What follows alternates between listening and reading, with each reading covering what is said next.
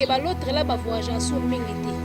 Le voyage est comme on dirait ferré, groupe naïe, ferré, groupe naïe. Ce qui est mon côté, l'orchestre. Là, promo n'angoya. Deux fois de l'harmonie. Dynastie a aussi la chemin naïe. Moi, j'aime ça qu'il y a 3 éléments et au TK. Dynastie. Il a la qualité de la bonne rumba, il n'a pas fait rigola. Yaya, mutu pena wa lingi pena à vivre un bon événement, il y a musique congolaise. À vivre on en a. Il y a des bouquets, les cassandés, les bakoko, les là. Tu vois un peu. C'est-à-dire que rumba c'est un instrument pour bonne souvenance surtout. Au bique la bloc on a soit zone son occasion de perdre dans l'occasion de parler. Parole est là. Na biso yango on a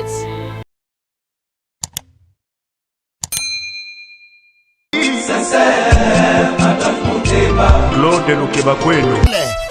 Claude Lukebakweno. Claude Lukebakweno. Prochaine naïe, j'espère. Claude Lukebakweno. Prochaine naïe, j'espère. Bokoto, babi Claude Lukebakweno TV et na monde caché. Bagoloise nyonso oh vraiment bolinga boyoka actualité à mission na bino bolinga mingi. Faire gola Jésus de nyonso et puis actualité musicale. Et ça awa na Claude Lukebakweno TV moto à danger. Na baki susu moto à danger et vraiment to tindika ba chaîne mike batika la biso nzela to leka avec boss de boss initiateur à chaîne oyo Claude Lukebakweno l'homme de jugement par défaut le guerrier de faire égale à maître Moussa Mangi makambe bandi yanika bekabolos boucle Magauzi yo ado senga na bino bossa abonné massivement na site oyo Claude Lukebakweno jugement par défaut.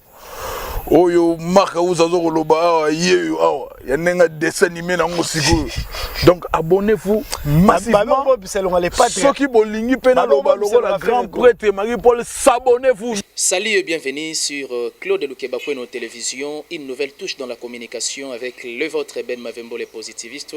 Encore une fois de plus un grand merci à tous nos abonnés parce que vous le faites bien de partager nos émissions, de liker, de suggérer, de critiquer quand bien même il s'agit. En tout cas tout au long de cette émission, chers internautes et nos abonnés, je ne serai pas seul, je serai avec celle qu'on appelle les gladiateurs en costard.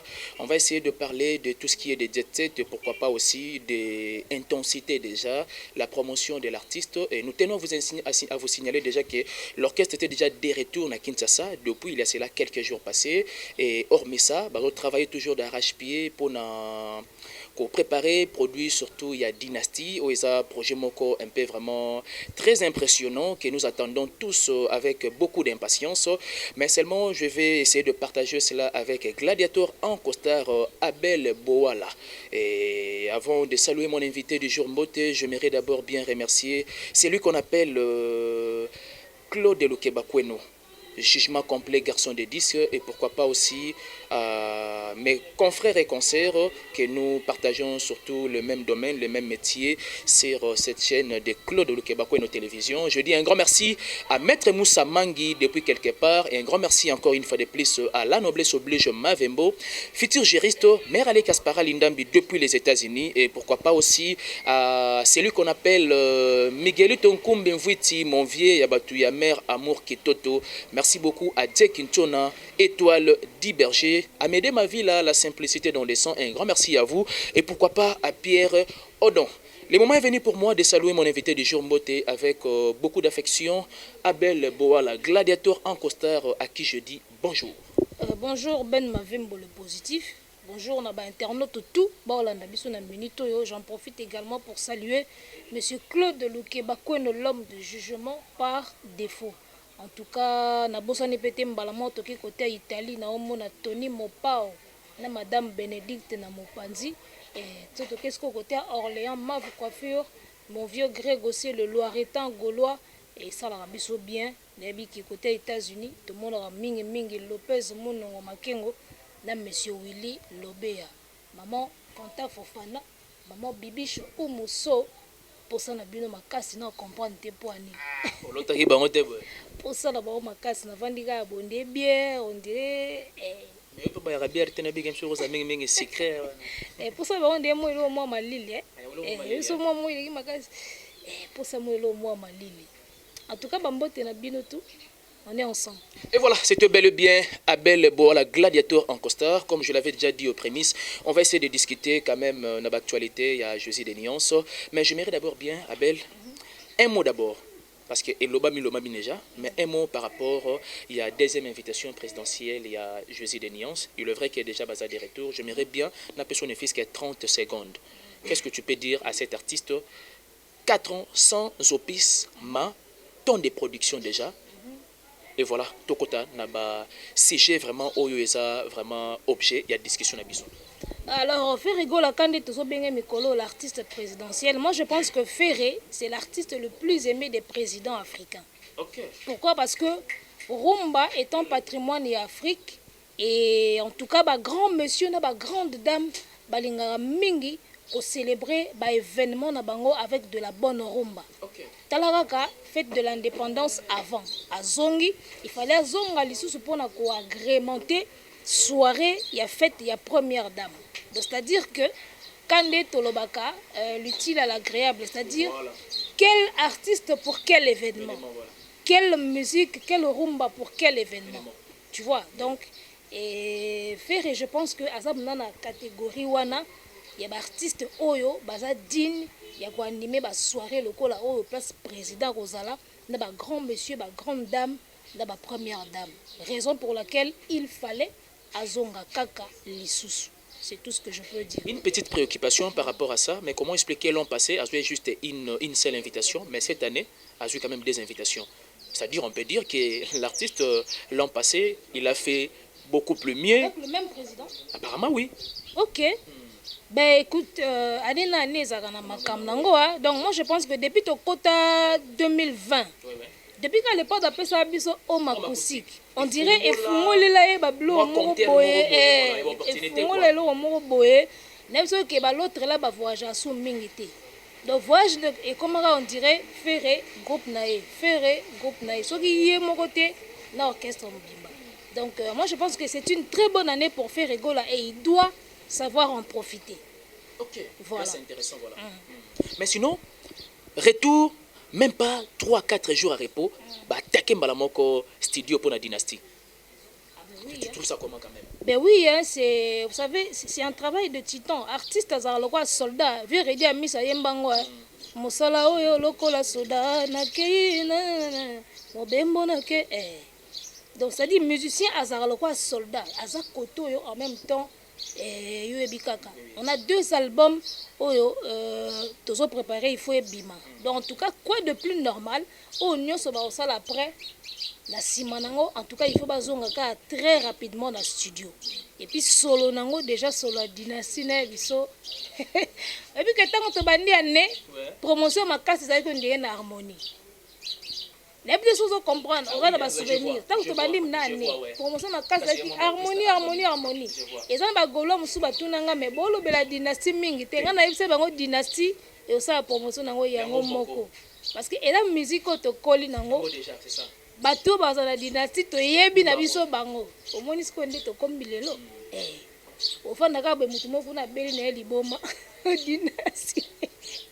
Ape dynastie ezo zo ba kombo ebele wapi.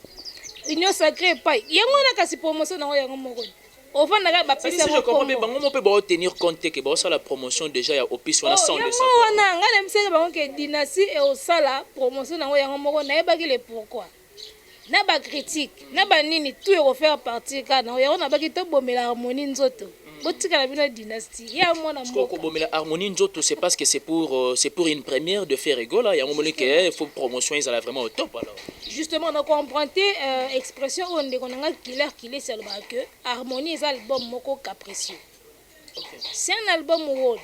Au fait rigolo la salana noté. À ça la chanson genre world et tout. Mais album boy mobimba du début à la fin avec des featuring de marque, na style moko boy tout ça c'est une première. D'où il faut que tu aies les mingi la katiwana. Promotion, stratégie, marketing, il faut vraiment tout là les là. Voilà. Alors que dynastie, tu es bien habitué. Mais dynastie en OP, il faut qu'on peut orphelin quand même parce que il est vrai que ils ont combattu de part et d'autre. Na ba appellation est belé à ma bé. Monikuna. Mon ami. Comment noter? Talaka yangi on va tourner. Ndeni pour na. Ah, tu avais suivi, hein? J'ai suivi. Il a approché la bango. Ngana volo batiki na mabe. Tala promo nango yango wana. Te fan de l'harmonie. Dynastie a ça la chemin na yemo ngana bisaki yo. Il y a 3 éléments et au teka dynastie. Curiosité, nostalgie. Là c'est intéressant. Tu vois, curiosité, nostalgie. Troisième point ça qui ni on dit na bosani yango et oya. Jusque là au moins que va pour on a neso ça. Ba tutu ba curieux ba yeba eza ndeni. Nana tshenzembo kuna kinganda oya to oya te c'est la curiosité. Nostalgie ça que na yoka fumo bandinga kala.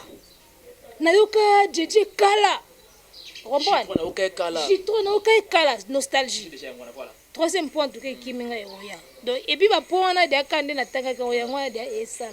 Et ça donne promotion nango sans les savoir. Et voilà donc Abel Bowala, gladiateur en costard, on évolue tellement dans notre échange.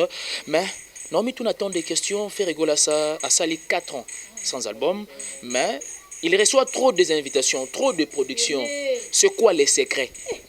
Papa Hervé, bima mingi koleka batu ba bimisi ba album na décembre. Maintenant c'est quoi les secrets quand même? Ah, comment on va tout passe? Comment on va passer?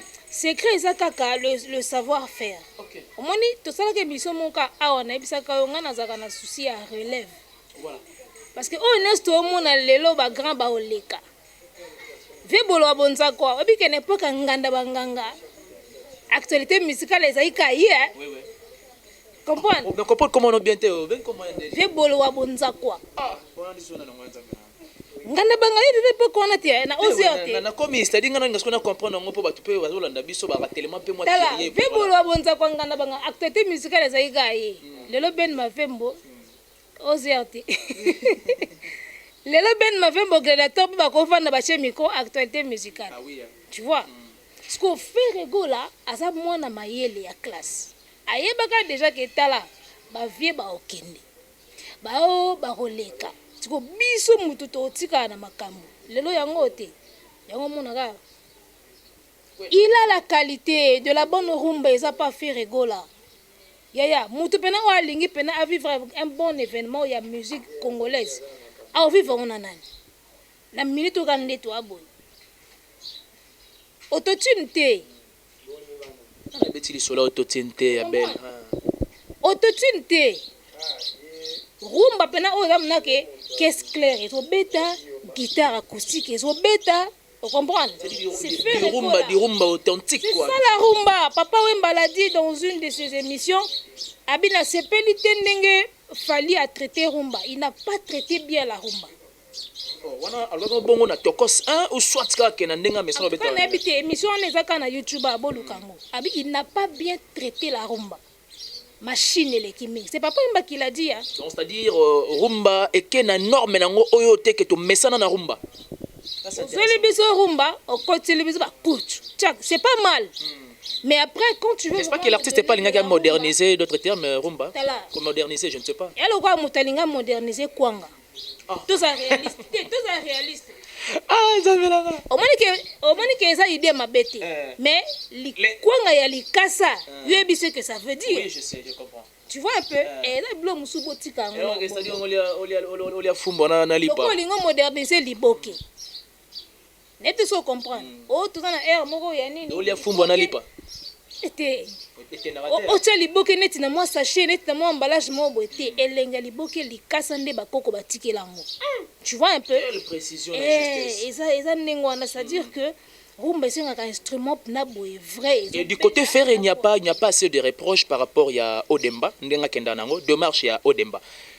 Et ça a positionné ou soit il y a encore des choses à améliorer selon toi Abel? En tout cas, depuis na banda kolanda ba actualité musicale, non na yoka te grand mot quoi zo reprocher faire rigola na rumba.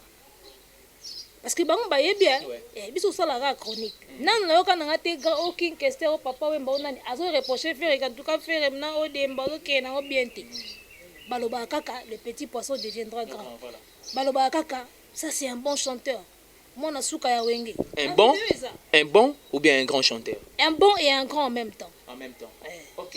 Donc, derrière la grandeur, il incarne déjà la bonté. Tu sais que pour arriver à être bon, il faut arriver à être grand. Mais c'est par étape. Oui, c'est ça. C'est par étape, non? C'est-à-dire, bon, après, aller, surtout comme grand. Nakati a grand chanteur, au Zanga le bon thé. C'est ça au fait. Parce que Moutou a déjà grand, Aza quoi incarner ce qui est bon. Mais ce qui est bon, Aza quoi incarner Théo Eza grand. Peut ne pas être grand, voilà. Des bonnes choses peuvent ne pas être grand, mais Nakati a grandeur en tout cas obligé le bon fou Ezala. Tu vois un peu, c'est ça. Et voilà, nous allons chuter avec cette dernière question des casinos de Paris parce que nous tenons à le dire si haut et clairement que l'artiste Ferrigo La Josie de Nyons, il est le seul et l'unique dans mon pays, depuis Ngana Botama, qui est comme on a annoncé dans la grande salle, surtout il y a Casino de Paris. Et donc on va en parler avec Abel Boala. Abel Boala, gladiateur en costard. Ozo lingo mona Ferrigo la couleur nini na Casino de Paris, selon toi? Maman, mango. Voto siliki na raison te. C'est la nipo qui est tête. Makanisi ebele na bongo nanga mwana. La voix de Kinshasa télé ma belle. Yoka la voix de Kinshasa. C'est bon sommeil. Lokola moto yo. Nasa déjà sa zabelisa na tongo ekotana. Na panzaka le jour éclipse solaire. Yango nde suka mokili nzoka phénomène koleka. Po ata mwana moke soki ata lelo nginanga kodevine pasi nini naza nango lelo baboyinga ye kande tovandi boye eyelingaka na mutu on réfléchit autre terre eyelingaka na mutu na question yo bige te c'est-à-dire faut nous ben na anglo te eyelingaka na yeka posa na yembango. Alors Casino de Paris nga nazozela na conférence de presse ya Ferrigo la bagelo moko na sepela inango abisal wana bato baomona ngo peut-être eza moke, mais j'aurais peut-être la plus belle image ya carrière nanga. J'avais beaucoup aimé. Et pourquoi pas que surtout comme on a écouté na ba anal il y a ba grand chanteur au Baleka na Casino de Paris. C'est là que Ferrigo la komaki. C'était une belle réflexion de sa part. Très belle réflexion. C'est quoi pour lier l'utile à l'agréable? Après sa biso et le moko érotique à la biso. Oui, bien Michael Jackson a bandé l'Elisabeth na concert. En tout cas, on a osé amener mon abongo. C'est-à-dire concert à Casino de Paris est commandé film à Titanic né l'Elisabeth. Et comme on a tiens un concert on a tous les lamouké. Est-ce que tu vois? Et ça genre concert où il faut s'attendre trop na générique ou soit il faut beaucoup plus se chanter? Je ne pense pas. Telle salle à Casino en placement nango tout ça et ça on a bien conçu pour na ba opéra ba bloc moi ndingwana. Donc tout le monde a quand magie à le padre, a vu peut-être Nzembo na yembiawa tantôt plus tôt. A commis ce libisongo genre moi connais moi violon moi tu vois un peu. Harmonica et côté. Aussi le cola toucher jouer chaud na yo ya sika nanana mama e bolingo nanga yo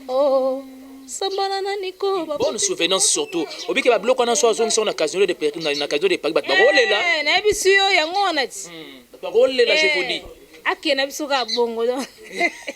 Ya lo ba ko te amingite. Et voilà, en tout cas, lentement et sûrement, nous attendons au terme de cet échange avec Abel Boala. C'était vraiment, je dirais, que quelques points que nous avons essayé quand même d'aborder tout au long de cette émission. Abel Boala, gladiateur en costard, nous sommes pratiquement à la fin. Mot de la fin à de milliers de personnes qui nous suivent. Et puis, je dirais qu'un mot, on a mélomane, gladiateur, et puis on a bateau déjà procuré des billets pour le Casino de Paris. On va s'adresser à Nini. Oh, c'est un billet, bon, ça va elamba. Smoking pour les hommes, des belles robes de soirée, tout ça vraiment classe jour. Il paraît que ça a des exigences, il y a salle. Et faire rigoler à un fan, il y a Mikolo Mingi. Il y a Mikolo. Quand on dit Mikolo, ça dit Moutoua, il valeur elamba tissu. Mon nœud papillon, et jour on a tué na bongo, et ça la biso bien. Oh, on a des billets, alors allez-y voir, on a un point de vente au bâti dans chaque ville. Ce que mon yango connaît, aux ongika na site ya Casino de Paris, achat en ligne et salamanango. En tout cas, tous sont billets na biso pour honorer le digne fils, hein, le digne héritier de la rumba congolaise ce soir-là. Est-ce qu'on a tout animé soirée ou ce jour? On ne sait jamais. Non, mais oui, il ne faut pas limiter ma croyance. Présenter les padres. Ça dit, nous aurons Momoko, mais on a travaillé qu'à 10 synonymes. Ndenge il faut présenter le padre, le padre de la coulisse à Batami. Mais toi, tu demandes, tu demandes quoi animer le ndenge il faut présenter le padre. Abel Nabinga, non, tu demandes de présenter. Et puis ndenge il faut le padre bimela tango. Abel, on a pas que présenter quoi là. Toko magata, bisika fourmi, bagolo ba oyo kati. Mais yango to ko ti maman demander. Ngana mabe pa yo miko na gauche na droite, voilà. Le jour J. Oui. Là, l'émission émotion, oui pour émotion. Ya mama vinga se développer. Makatatima motema ezobeta mbango. Tes big remerciements, nous sommes pratiquement à la fin. En tout cas, merci beaucoup à Tony Mopao depuis Italie. Merci beaucoup à Mav Coiffure depuis Orléans, mon vieux Greg Ossé, Loiretan Gaulois, Tomoni Lopez Mono Makengo depuis les États-Unis, monsieur Willy Lobeya. Eh Willy Lobeya, donc veut dire Vandika Aboy. Vandika Aboy, Willy Lobeya, Siko. Et ça là, bien. On est ensemble, il n'y a pas de souci. Big up. C'est tout, je pense. Garçon de disque Claude Lukeba Kweno, le patron de la chaîne Claude Lukeba Kweno TV.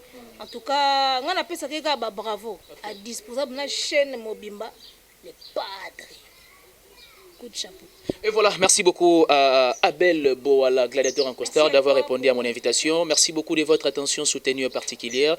Un grand merci à celui qu'on appelle Jérémy Makesse, Wazagina Simaya Kamera et à la personne de Ben Mavembo. Un grand merci à Claude Lukeba Kweno, jugement complet, garçon des disques. Et pourquoi pas à mon vieux Jérémy Oka, la voix de Kinshasa. Je dis un grand merci à Papa Simon Mavembo depuis Suisse-Irlande. Un grand merci aussi à mon vieux Miguel Tonkombe Mvouiti. Il y a Amour Kitoto. Mère Ale Kaspara Lindambi depuis les États-Unis. Un grand merci à toi. La noblesse oblige Mavembo, futur juriste. Je dis un grand merci à Dick Kintona, Étoile du Berger. Mère Ali Kintona, grande dame de London. Et pourquoi pas à Amédée Mavila, la simplicité dans les sangs. Merci beaucoup à tous nos abonnés de Claude Lukeba Kweno Télévision parce que vous le faites bien de partager nos émissions. Vos empreintes de commentaires, ça nous fait énormément plaisir. Nous l'avons toujours dit qu'aucune œuvre scientifique n'a jamais été parfaite. En tout cas, abonnez-vous massivement, likez, suggérez, ça nous fait plaisir. Bye bye.